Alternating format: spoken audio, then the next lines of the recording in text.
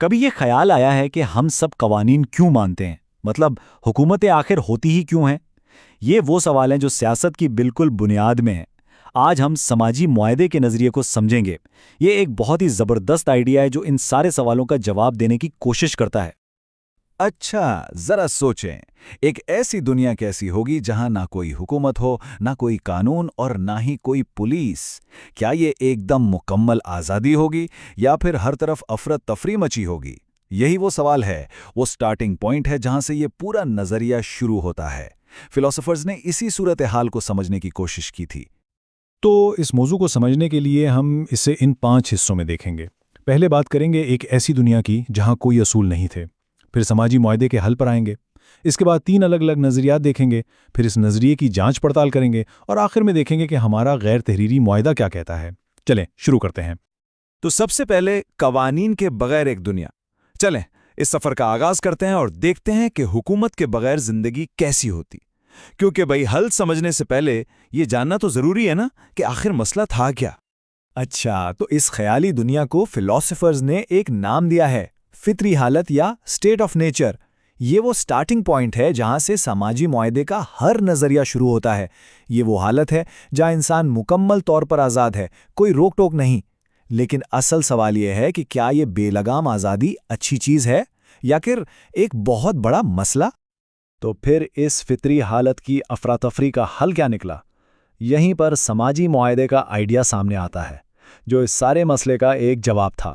دیکھیں، اس نظریے کا جو کور آئیڈیا ہے نا، وہ ایک قسم کا سمجھوتا ہے، ایک ٹریڈ آف، کہ لوگ مل کر تحفظ اور امن کے لیے اپنی کچھ آزادیاں چھوڑ دیتے ہیں۔ اور سب سے اہم بات یہ ہے کہ یہ فیصلہ وہ خود کرتے ہیں، اپنی مرضی سے، کسی کے زور زبردستی سے نہیں۔ تو یہ ہے سماجی معاہدے کی ایک طرح سے فارمل تعریف۔ یہ ایک ایسا معاہدہ ہے جو لکھا ہوا نہیں ہے، لیکن سب اس پر عمل کرتے ہیں۔ اور اہم بات یہ ہے کہ یہ کسی دباؤ میں آ کر نہیں کیا گیا، بلکہ لوگوں نے اپنی عقل استعمال کر کے یہ سمجھا کہ ایک منظم معاشرہ ہی سب کے لیے بہتر ہے۔ اب آتے ہیں اس کے سب سے دلچسپ حصے پر، 3 مختلف نظریات۔ بھئی فلاسفرز اس بنیادی آئیڈیا پر تو متفق تھے کہ ایک معاہدہ ہوا ہے، لیکن وہ معاہدہ کیسا تھا، اس پر ان سب کی رائے بالکل الگ الگ تھی۔ تو چلیں اس ٹیبل کو دیکھتے ہیں۔ پہلے ہیں تھامس ہابز۔ ان کا نظریہ تھوڑا ڈارک ہے۔ وہ سمجھتے تھے کہ انسان فطرتاً خود غرض اور لالچی ہے، تو حکومت کے بغیر زندگی ایک مسلسل جنگ کی طرح ہوگی جہاں ہر کوئی ہر کسی کے خلاف ہے۔ تو ان کے لیے معاہدہ کیوں ضروری تھا؟ صرف ایک وجہ سے، جان بچانے اور افراتفری سے نکلنے کے لیے، بس۔ پھر آتے ہیں جان لاک، جو ہابز سے کافی الگ سوچتے تھے۔ وہ زیادہ پازیٹیو تھے۔ ان کا ماننا تھا کہ انسان سمجھدار ہے اور فطری حالت میں بھی امن سے رہ سکتا ہے، لیکن ایک مسئلہ تھا، اگر کوئی جھگڑا ہو جائے تو کوئی جج نہیں تھا جو فیصلہ کر سکے۔ تو لاک کے مطابق معاہدہ اس لیے کیا گیا تاکہ لوگوں کے حقوق محفوظ رہیں اور انصاف کا ایک سسٹم بن جائے۔ اور آخر میں ہیں روسو، جن کی کہانی بالکل ہی مختلف ہے۔ وہ کہتے ہیں کہ انسان تو اصل میں بہت اچھا تھا، بھلا تھا، لیکن جیسی پرائیویٹ پراپرٹی کا کانسیپٹ آیا کہ یہ میرا ہے وہ تمہارا، بس وہیں سے سارا مسئلہ شروع ہو گیا اور نابرابری پھیل گئی۔ تو ان کے لیے معاہدہ کا مقصد تھا جنرل ول یا اجتماعی مرضی کے تحت ایک ایسا معاشرہ بنانا جو سب کے لیے اچھا ہو۔ ہابز کا یہ آئیڈیا دیکھیں، اس سے ان کی سوچ کی گہرائی کا پتہ چلتا ہے۔ وہ کہتے ہیں کہ افراتفری سے بچنے کے لیے لوگوں نے اپنے سارے کے سارے حقوق ایک بہت ہی طاقتور حکمران کے حوالے کر دیے، جسے وہ لیوائتھن کہتے تھے، مطلب مکمل سرنڈر۔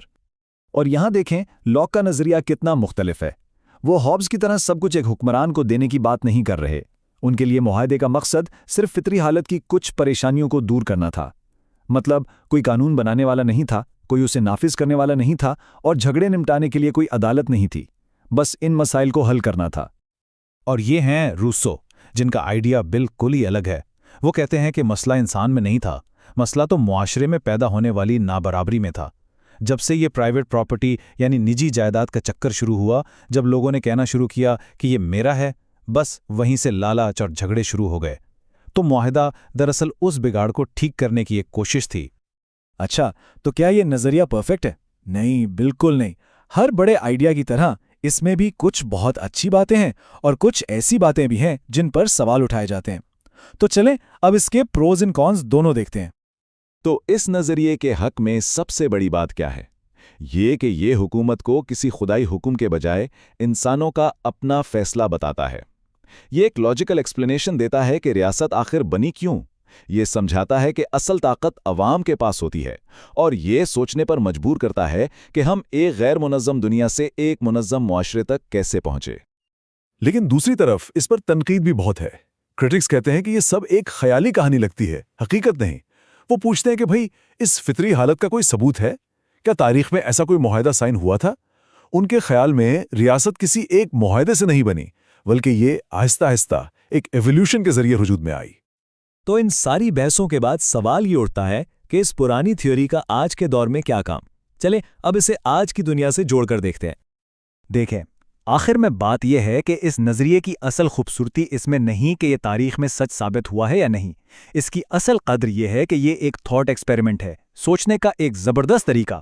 یہ ہمیں فرد اور ریاست کے تعلق کو سمجھنے کا ایک فریم ورک دیتا ہے، اور یہ ایک بہت بنیادی بات یاد دلاتا ہے کہ حکومت عوام کی مرضی سے بنتی ہے اور اس کا سب سے پہلا کام عوام کی بھلائی ہے۔